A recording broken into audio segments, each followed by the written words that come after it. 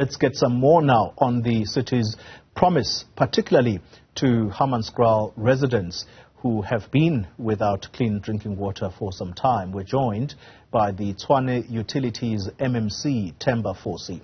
Mr. Fosi, good evening to you, and thank you for your time. Let's quickly delve into some of what has been said thus far, particularly on the promise that Hammanskraal residents will have clean drinking water by the end of 2024. How do you respond to the opposition which says this is an empty promise?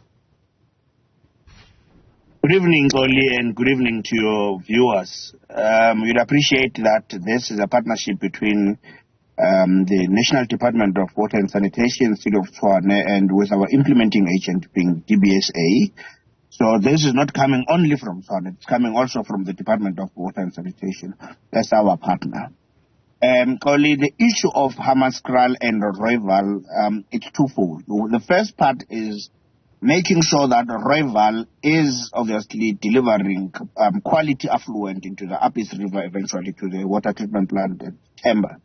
However, that is a long-term project. It's not going to be sorted out tomorrow or even in this financial year or even in the 2 years to come. Now, whilst we are trying then to capacitate Rooiwal and make sure that Rooiwal gives us quality affluent in phase one, we in parallel have then tapped into Magalies water treatment plant, where a package plant will be installed, size of 50 megaliters per day, to the Hammanskraal people in the interim to make sure that they have potable water. As I speak to you, about a week ago, we had a sword turning together with the minister and his entourage, the DBSA, and even the city of Tshwane to launch the project at Magalies.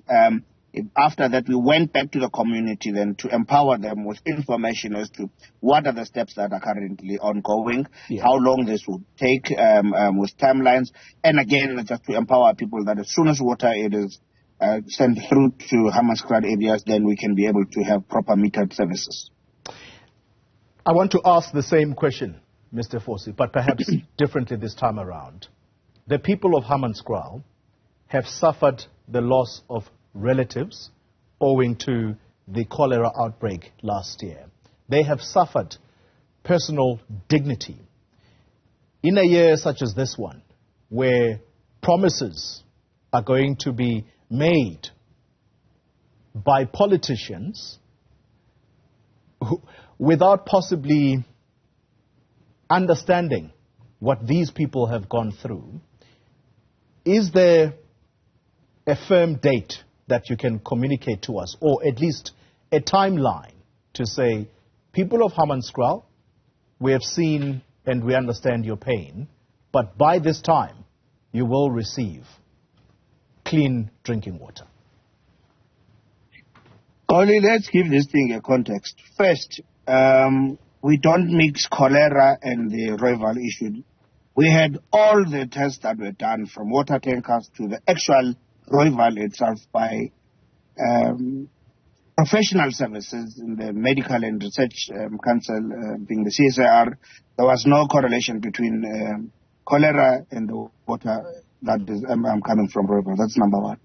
The second part is that, yes, only we have presented this to our people of Hammanskraal that by end of September, we will have the first drop to our people in Hammanskraal. Whilst we are at it, we've also, as the city of Tshwane, decided to do an audit in the area of all the water meters that our people have in Hammanskraal, so that the first drop lands, then they can be metered properly. You'd appreciate that it has been years since the people of Hammanskraal had proper potable water from their taps. As a result, you'd find that their meters are either faulty, two, their meters are no longer belonging to the person that it was aligned to previously. So the audit will inform us as to what direction that we are taking, so far as, one, their debt. Second part is that with every water, or with every liter of water that they are consuming, obviously they need to pay, so we can be able to pay back to Magalies.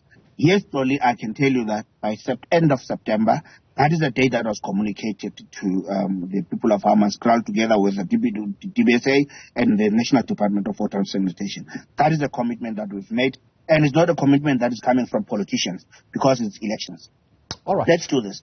The issue of the partnership between the National Department of Water and Sanitation and Tshwane started last year, way last year.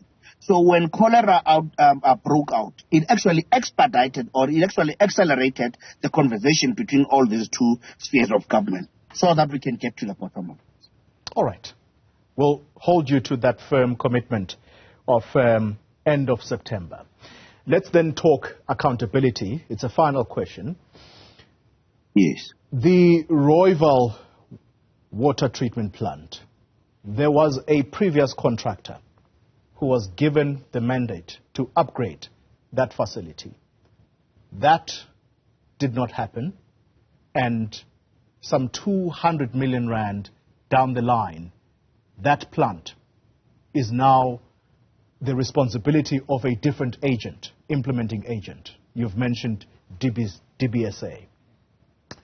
Who has been held accountable for the failure to conduct what they were paid for, and how much money has been recouped from those people? Okay, clearly 68% of the work was done on that Rooiwal project. You're correct to say there needs to be ramifications for people who have obviously unjustly benefited from this project, or otherwise if the contractor that banked work that was supposed to have been completed a long time ago. I'm talking about phase one. Only currently we've got SIU that is on this case. As soon as we get that report from SIU, we then will be able to take action on that. Currently, there is also disciplinary actions that are ongoing in the city, and I can tell you that the outcome is, I think it's already out. But as soon as we get the SIU report, an action from the city will obviously take place. So we cannot have a society where disciplinary actions from our side, if there's our officials that are in the guilt, and obviously we have to run after the contractor that is left side, because there was payments that was done and there was a contract that was set for him to be able to complete work. If work was not completed or all that, there should be punitive measures that have been taken to effect. Okay, very briefly, I'm out of time. So with the DC matter of your officials, you're saying that a final outcome has now been communicated. What does that mean? How many people are fired or possibly on suspension? And relating to the contractor, let's be clear, who is involved here? There is the name of Edwin Sodi. It might be him and his associates, including companies. Do you have to wait for the SIU to come in and give you a report, or can you also go to a nearest police station to say, we were defrauded here? Well, the report from SIU will give us a holistic view of what happened, who's who in the zoo. That is number one. The second part, I'm not astute about what the outcome was, but I should be able to give that any time from now on, so far as the results of the DC.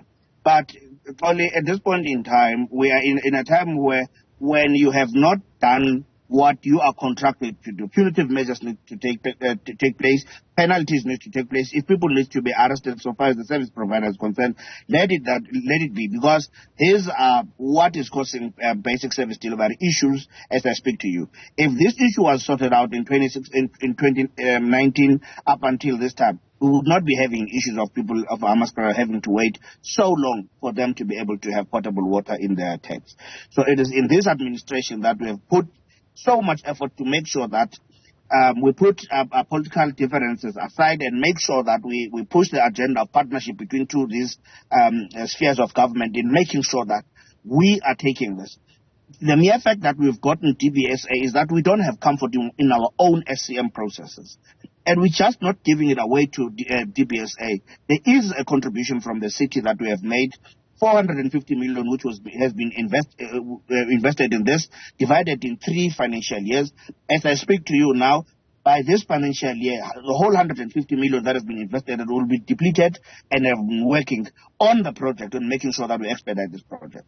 All hands are on deck on this. I can promise you that all hands are on deck on this. The body language from obviously all these spheres of government are that let's work together and make sure that we solve this problem, because it's got nothing to do with politics. It's got a lot to do with the people's lives of Hammanskraal.